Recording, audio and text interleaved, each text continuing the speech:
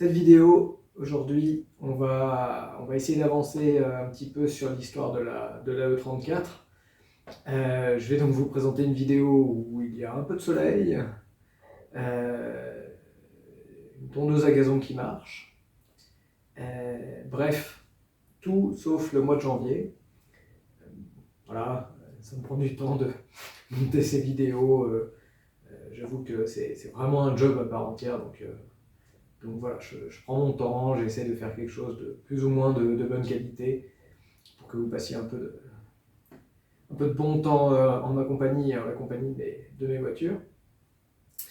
Et puis, donc voilà, alors aujourd'hui, ce que vous allez voir, c'est le changement de la courroie de distribution sur la E34, la 520, et puis le rinçage de tout le système de refroidissement qui en avait bien besoin. Donc j'ai fait revenir ça bien correctement. Vous allez voir, c'est assez sympa à regarder le avant-après en particulier. Et puis, si certains se posent la question, c'était aussi l'occasion de vous présenter, que vous puissiez voir la dernière merveille. Voilà, c'est écrit là, alors pas comme j'aimerais le voir écrit sur le coffre, mais je crois que ça fait partie du déco set Alpina. Alors, on peut dire que c'est plus ou moins d'origine. Mais voilà, cette B10 qui est ma 4e série 5. Donc maintenant, ça fait avec la E12, la E60, la E34, dont on va parler aujourd'hui, puis celle-ci, la E39. Je vais attendre un petit peu avant de vous la présenter en détail, parce que j'aimerais bien faire une belle vidéo dehors, au soleil. Et ici, il recommence à neiger, donc c'est salé partout. Donc une E39, c'est encore les générations où il vaut mieux pas les sortir sous le sel, enfin sous la neige avec le sel. C'est quand même mieux, surtout pour une voiture de ce calibre. C'est dommage d'abîmer ça alors que j'ai d'autres voitures qui font très bien le job. Voilà, donc on démarre avec la 520. Et puis voilà, bon visionnage. Alors, on reprend là où on s'était quitté il y a quelques mois. Donc pour ceux qui ne se rappelleraient pas, c'est une 520i E34 M20B20 de 1988 à courroie de distribution. Alors, on commence par enlever les tuyaux de refroidissement.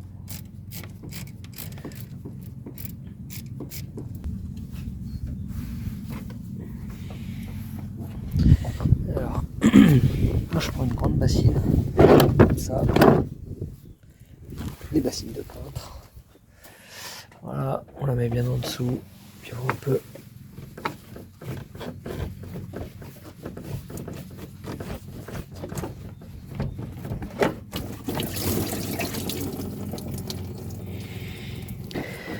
voilà, on peut récupérer le liquide. Voilà. Hop là. Tac.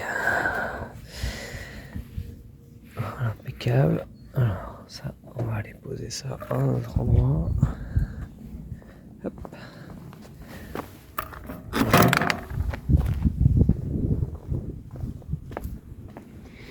Ok, maintenant on va enlever le visco.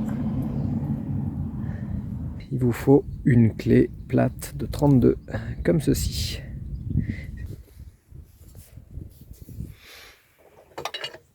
Voilà pourquoi il faut une clé, une dimension tout à fait particulière. Et donc là, alors, hop, voilà, elle est déjà dévissée, parce que je n'avais pas vraiment serré. Donc on dévisse en serrant en fait, voilà. Hop. Et puis alors, une fois que ça a commencé, en fait, il n'y a plus besoin de la clé. Juste comme ça, là on voit bien la vis qui tourne, voilà. Donc après vous faites comme ça. jusqu'à ce que ça sorte et que ça tombe. Alors on va essayer de le rattraper avant qu'il tombe. Pas que ça tombe, loupé. Voilà. Pas casser l'hélice quoi, c'est juste ça. Et le visco tout neuf.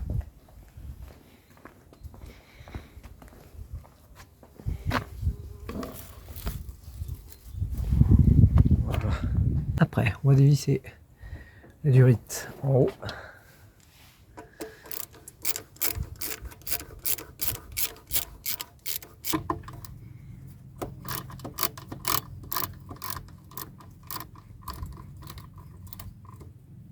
On enlève la durite.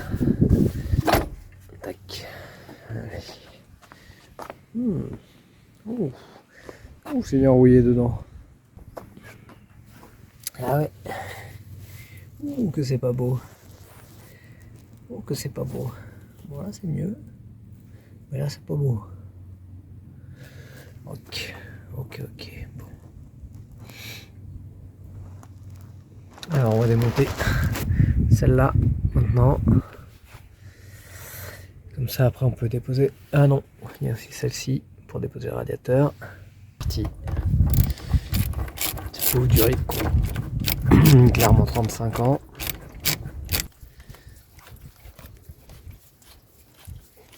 Enfin, c'est bien entartré quand même. Même les colliers sont bien abîmés. Je devrais pas. Oh.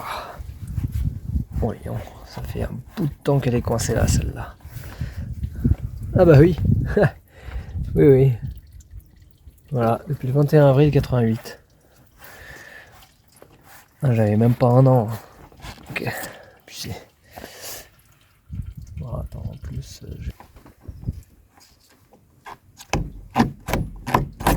Voilà. Allez, durite de 88. Adieu. Enfin, adieu. Au revoir.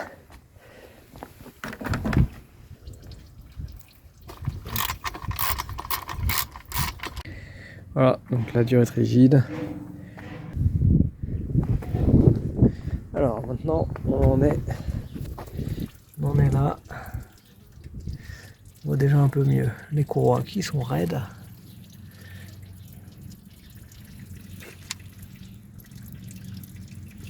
Voilà, distributeur qu'il va falloir enlever, et puis en dessous le cache distri qui effectivement il doit pas avoir été fait il y a 3 ans. Hein.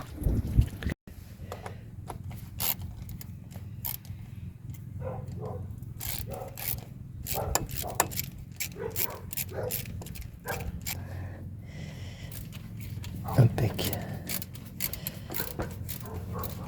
Ouais, alors comme ça. Allez. Ah bah attends, là c'est tenu. Qu'est-ce que c'est que ce machin là? Ah ouais, c'est tenu là. Bon. Enfin, vu comme ça tient, voilà, ça tient 3 secondes. Hop, ça tient 3 secondes. Ah voilà, tiens, il y en a un peu dedans. Waouh, dégueulasse. Alors, et puis est-ce qu'on peut sortir ça avant de sortir le rotor, le distributeur? Pas sûr les amis. Bien dégueu.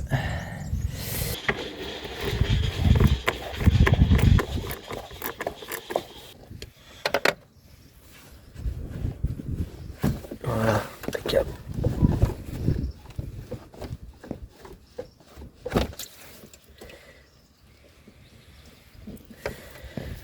Voilà, impeccable. Donc là, il n'y a plus qu'à démonter le radiateur. Super. Voilà, les 2 petits clips sont déposés. Puis on peut sortir le radiateur. Alors.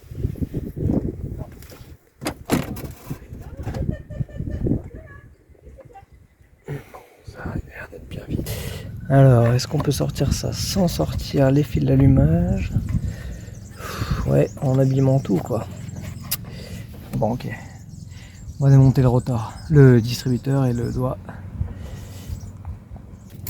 Alors, on enlève le distributeur. Hop, alors je vais y aller plus facilement.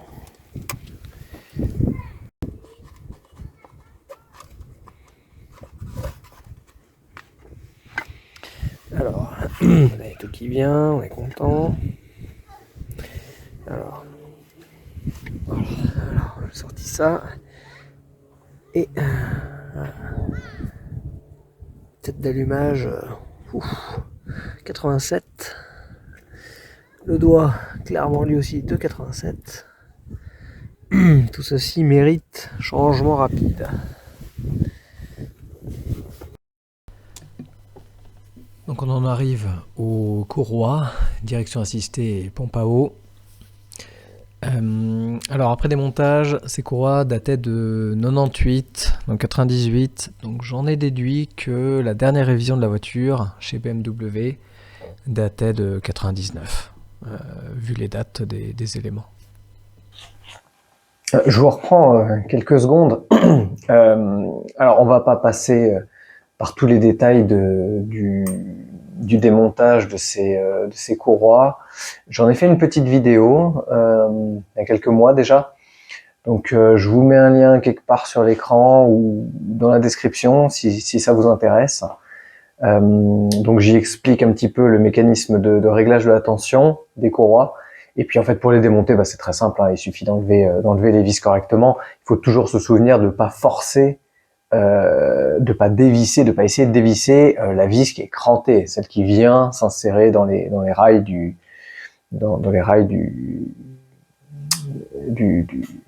guidage de la courroie. Donc voilà, ça c'est la chose à se rappeler. Alors c'est aussi l'occasion de vous expliquer pourquoi je me suis lancé dans le changement de cette courroie de distribution. À la base, j'étais pas censé faire ça. Le vendeur m'avait dit qu'elle avait été faite quelques années auparavant, et sur le moteur, il y avait une marque au feutre qui mettait 202 000 km. La voiture avait 222 000 au compteur, donc était bloquée, mais on pouvait supposer qu'elle n'était pas très kilométrée. Ça s'avérera être vrai d'ailleurs. Vous le verrez plus tard. Donc j'ai lancé ce changement de courroie parce que en remettant la voiture en eau correctement, en purgeant correctement, ce qui n'avait pas été fait par le précédent vendeur, donc en purgeant correctement, la pompe à eau s'était bien réactivée, sauf que j'ai compris pourquoi en fait elle ne marchait pas. C'est parce que elle fuyait. Donc ce qui s'était sans doute passé avant que j'achète la voiture, c'est que le gars avait remis de l'eau, et puis ça avait fui comme pas possible sous la pompe à eau, parce qu'elle elle a un défaut à l'axe qui est desserti. Ça fait comme celle sur la E12. Donc l'axe est desserti, puis ça perd de l'eau. Et puis donc le précédent propriétaire l'avait racheté comme ça. Elle chauffait la voiture, effectivement elle chauffait parce qu'elle avait dû perdre tout son liquide par la pompe à eau. Et donc la pompe à eau était en cavitation, elle n'entraînait rien. Le type d'avant avait changé le thermostat, vaguement essayé de remettre du liquide de refroidissement, mais c'était pas suffisant pour la remettre en marche, donc la voiture chauffait toujours. C'est pour ça qu'elle est arrivée sur le plateau. Et moi, une fois que j'ai remis complètement en eau, que j'ai bien repurgé le système, que la pompe a recommencé à entraîner du liquide de refroidissement, elle s'est mise à fuir. Voilà. Donc j'ai eu l'explication du pourquoi, du comment. Alors, c'est donc pour ça que j'ai lancé le chantier de la courroie de distri, parce que quitte à changer la pompe à eau, autant changer tout le système. De toute façon, il faut démonter la courroie de distri pour avoir accès à la pompe à eau. Donc voilà pourquoi j'ai lancé ce chantier. Vous allez voir que la pompe à eau qui était sur la voiture, au final, elle méritait bien d'être changée, donc ça c'était pas mal. La courroie, elle était en bon état, donc effectivement, elle devait avoir 20 000 km, 20-25 000, et pas très âgée. Je pense que le gars d'avant avait dû juste faire la courroie et il avait dû se dire que la pompe à eau était encore en bon état, quoi. Le problème avec ces pompes à eau, en fait, c'est pas que... Alors, il peut y avoir deux problèmes apparemment, mais le problème le plus courant, c'est que les pales en plastique se cassent, puis elles fonctionnent plus. Mais moi, de mon expérience, ces pompes, elles finissent toujours par se dessertir. Donc il y a l'axe qui finit par par gondoler, en fait, si vous voulez, dans son emplacement, puis ça perd par là, quoi. Donc au final, autant les changer à chaque fois. Je sais plus combien elle m'a coûté, peut-être 60 € en INA. Donc voilà. Ok, je vous laisse reprendre la vidéo. Alors j'ai pris la décision de déposer le capot, donc j'ai démonté tout l'insonorisant pour pouvoir désolidariser les tuyaux de lave-glace et le faisceau.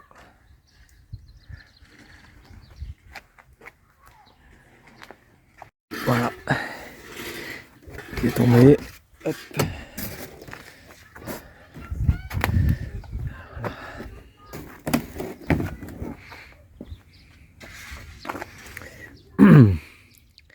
Wow, un truc intéressant. Hein.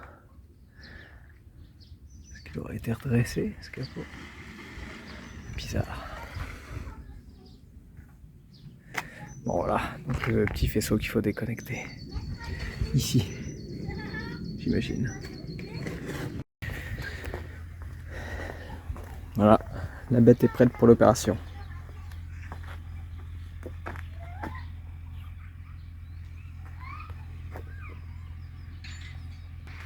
Opération courroie de distribution dans quelques minutes.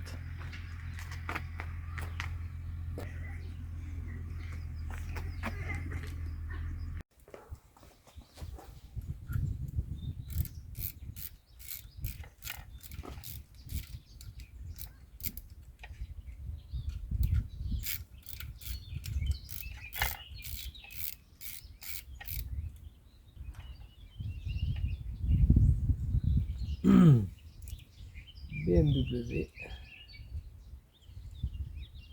Ah non, 99, 99. Il a été changé. Okay.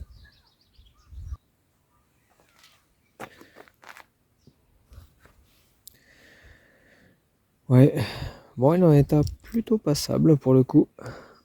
99. BMW, donc était entretenu chez BM jusqu'en 99.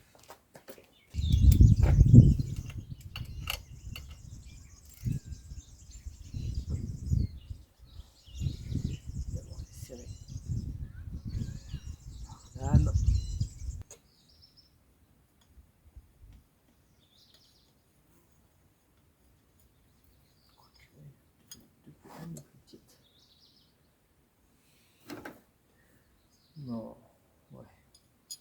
Des vis qu'on est foiré. On a remis d'autres. Bon. Ok, donc ça, voilà. Poulie.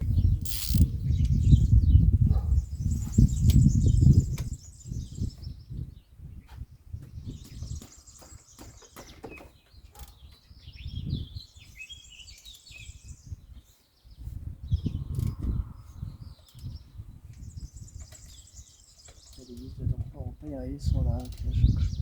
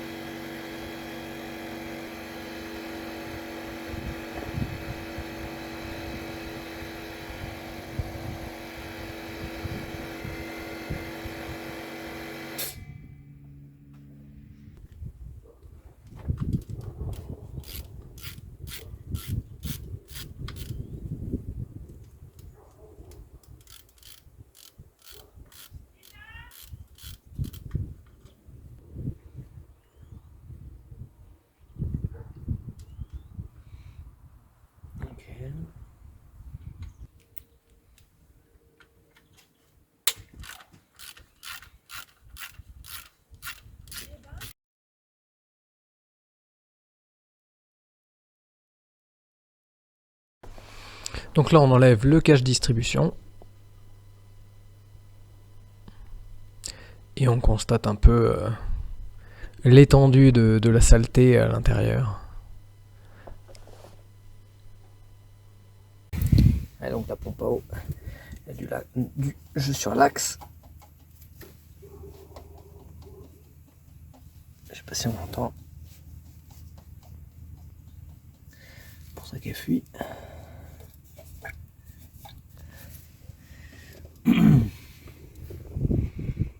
la courroie a pas l'air trop vieille, hein. Je suis pas capable, donc c'est une 127 dents, mais je trouve pas l'année. En déposant, ce sera plus clair. Bon, faut que je fasse les marques. Je vous présente ici le système de tension de la courroie de distribution. Donc il s'agit d'une tige qui vient avec un ressort, et ce ressort appuie sur le galet tendeur.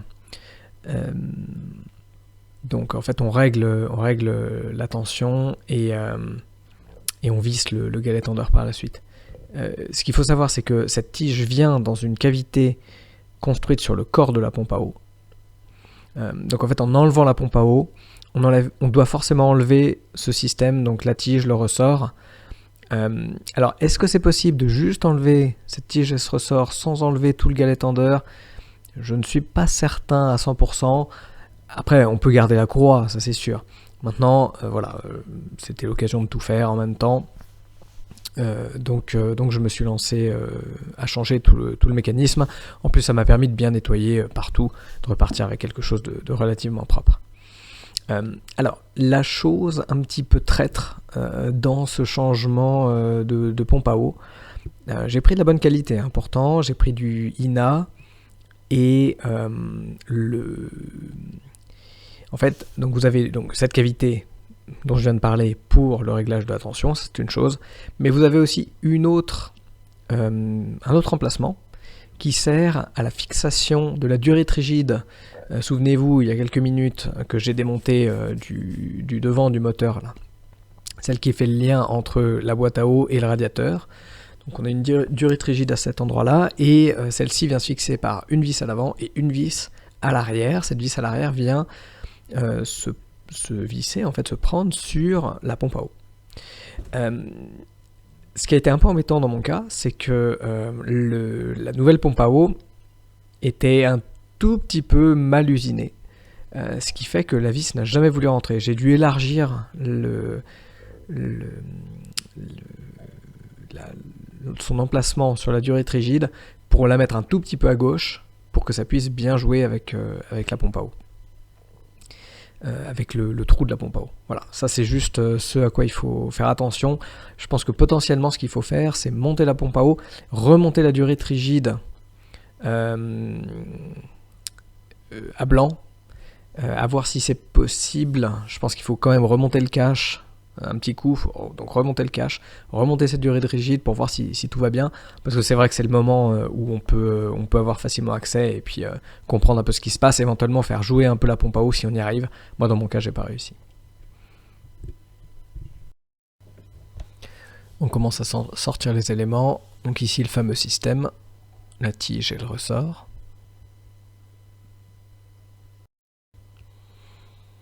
Puis le galet tendeur. N'était pas en état exceptionnel. Et enfin, on peut sortir la courroie. Donc faut bien, voilà, bien la passer, la tirer sans faire bouger les arbres. Même si dans les faits, c'est assez difficile de décaler ou de faire tourner l'arbre à camoule ou le vilebrequin.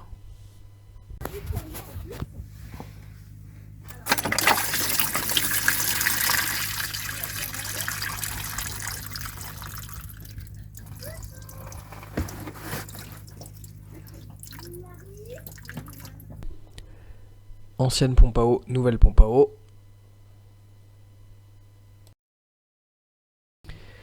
Et tous les autres éléments du système et les câbles. Voilà, les éléments lavés. Les pompes à eau. Bon. Ensuite, pompe à eau.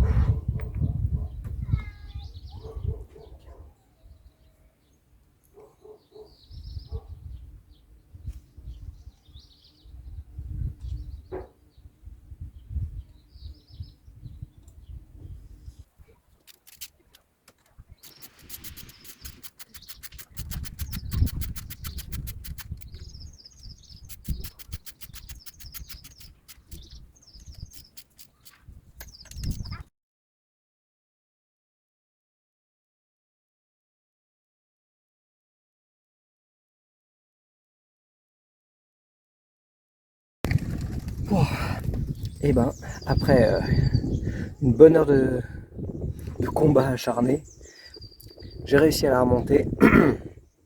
Alors en fait, l'astuce que j'ai trouvée nulle part, c'est que, enfin, que j'ai trouvé nulle part, pas vraiment exprimé comme ça, c'est que donc il faut tendre la courroie, donc ici, il faut s'assurer qu'elle soit au maximum tendue partout. Donc on la passe dans le vilebrequin, on tient en fait le haut par les deux mains, le haut de la courroie là ici, tac. On tient comme ça, j'ai pas pu filmer avec mes deux mains prises. Ensuite on passe avec la main droite, on passe autour de l'arbre intermédiaire, là on tire un petit coup pour que l'arbre se mette bien d'aplomb. Et ici normalement on récupère, avec la main gauche on a toujours le brin du vilebrequin tendu, et on récupère celui-là qu'on peut tendre. Avec la main gauche on emmène ici, en faisant attention à ce que le galet soit pas pris dedans, donc c'est là où c'est délicat, parce que il faut tendre, il faut arriver à tendre la courroie ici, mais sans être à la verticale. C'est-à-dire que si vous êtes à la verticale, il y a le galet qui vient, donc ça joue pas. Il faut être comme ça ici, vers, à cet endroit-là, là, plus ou moins, tac. Avec la main droite, vous passez le brin par-dessus la poulie d'arbre à cames, toujours en tenant ici. Hein. Et ensuite, vous insérez donc, gentiment là toutes les dents qui vont bien, tac. Et à ce moment-là, sans relâcher la pression, parce qu'il ne faut pas que celle-là se détende, vous pouvez passer le galet tendeur. Il y a tout un mouvement. Pour le néophyte, c'est pas évident. Mais je pense que je saurais le refaire. On fait tourner le moteur à la main, juste pour vérifier que rien ne cloche, rien ne vienne, qu'il n'y ait pas de soupape qui vienne taper au mauvais moment. Et tout va bien. Voilà, tout est remonté, tout est nettoyé. On remonte le doigt et les courroies, tout neuf. Et la tête de Delco, elle aussi en pièces neuves. Donc on voit que l'ancienne avait bien vécu. Puis vient l'étape du redémarrage. Alors c'est un petit peu l'étape critique, hein, évidemment. On n'a pas envie de voir toutes les soupapes embrasser les pistons. Donc je fais déjà tourner sans allumage. Donc on voit la vidéo, j'ai enlevé le fil de la bobine, enfin celui qui relie la bobine à la tête d'allumeur. Je remets la batterie et puis on va lancer un coup de démarreur.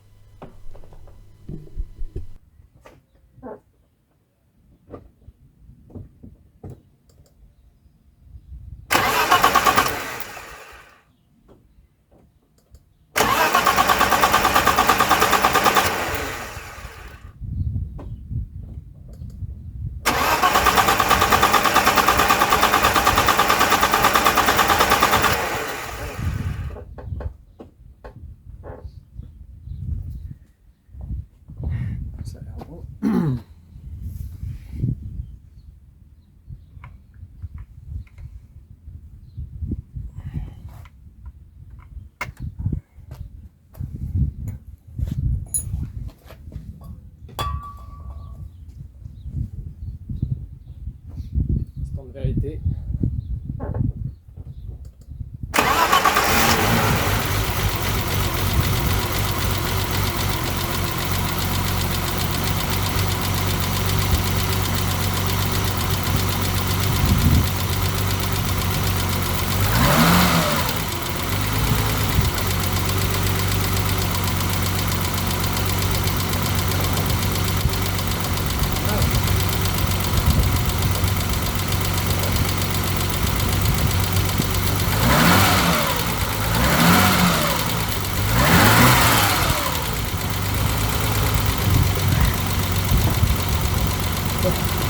Bon, plutôt honnête.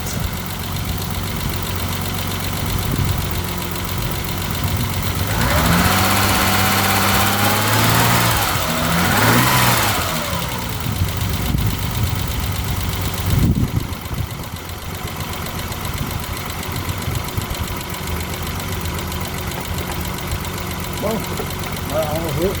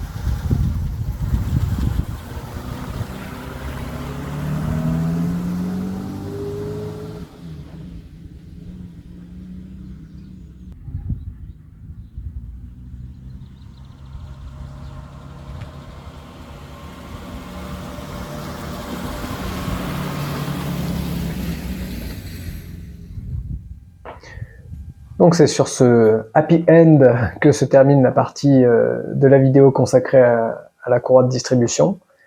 Donc comme vous avez pu voir, c'est pas une opération très compliquée, hein. Même un mécano du dimanche comme moi arrive à s'en sortir. Donc c'est pas mal, j'ai pris une expérience sur celle-ci que je pourrais appliquer sur la 325 cabriolet. J'aurais jamais osé me lancer sur le cabriolet sans ça. Il y aura moins d'espace sur la série 3 évidemment. Il faudra aussi voir pour faire tomber le capot parce que c'est pas évident à réaligner correctement après. Donc quand c'est une carrosserie qui a pas vraiment de valeur, c'est pas très grave. Quand c'est sur une belle voiture, c'est plus embêtant. Donc il faudra que je vois si j'arrive à le faire avec le capot ou pas. Mais voilà, donc c'était vraiment une belle expérience pour moi. Et puis maintenant, je vous propose pour les 10 dernières minutes de m'accompagner dans la vidange et le remplacement du liquide de refroidissement, donc toujours de la 520. Je me suis rendu compte au moment où j'ai démonté toutes les durites qu'il y avait de la rouille dedans, que le liquide était bleu, marron, vraiment pas beau. Donc j'ai pris la décision de vidanger complètement et de faire un rinçage avec de la lessive Saint-Marc et ensuite au tuyau d'arrosage, et vous allez voir ce que ça donne.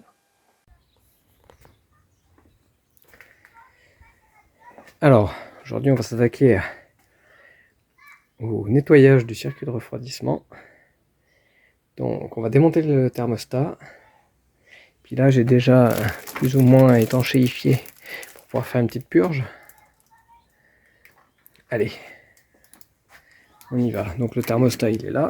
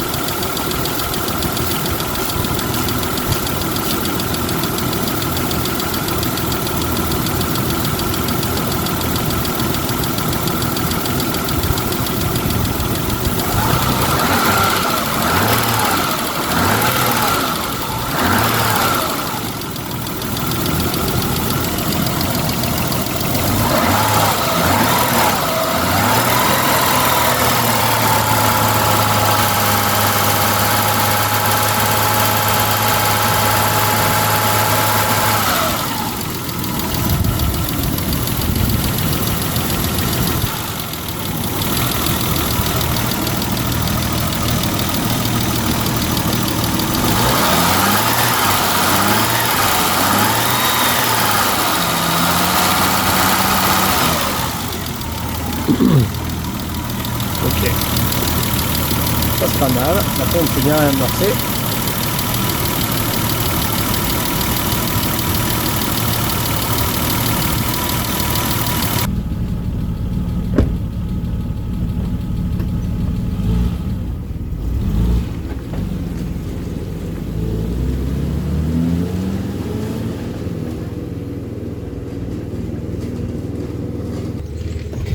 Faire gaffe parce que ça va pisser chaud là.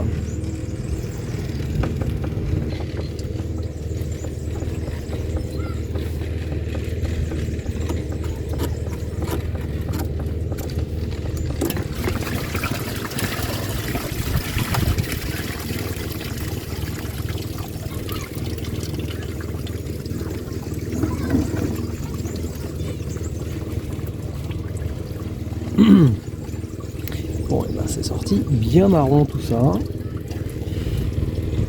Je pense que la lessive était pas trop. Hein. Voilà.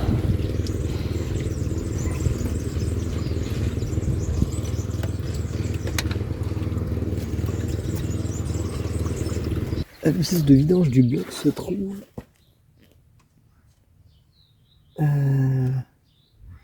là-bas.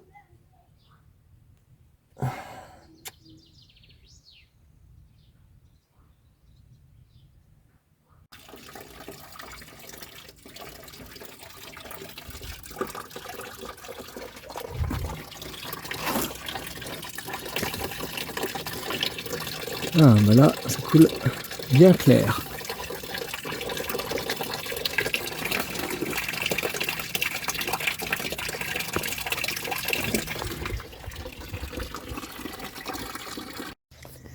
Le deuxième rinçage n'est pas encore tout bon. Hein. Tiens. Impeccable. Bon, là, ça va bien aider ça. Troisième rinçage.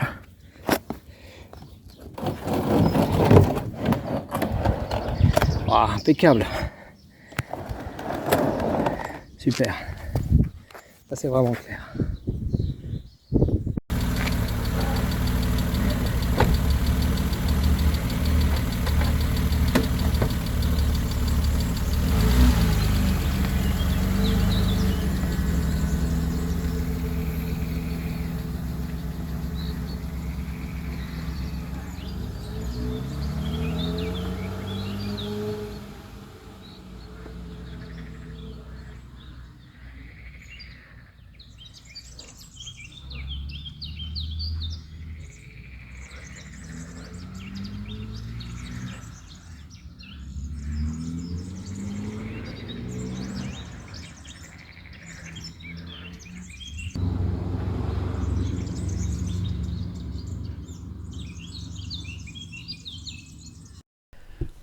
Et voilà, mission accomplie, le circuit est de nouveau en eau, fonctionnel, la voiture ne chauffe plus. Impeccable. Merci d'avoir regardé et à bientôt.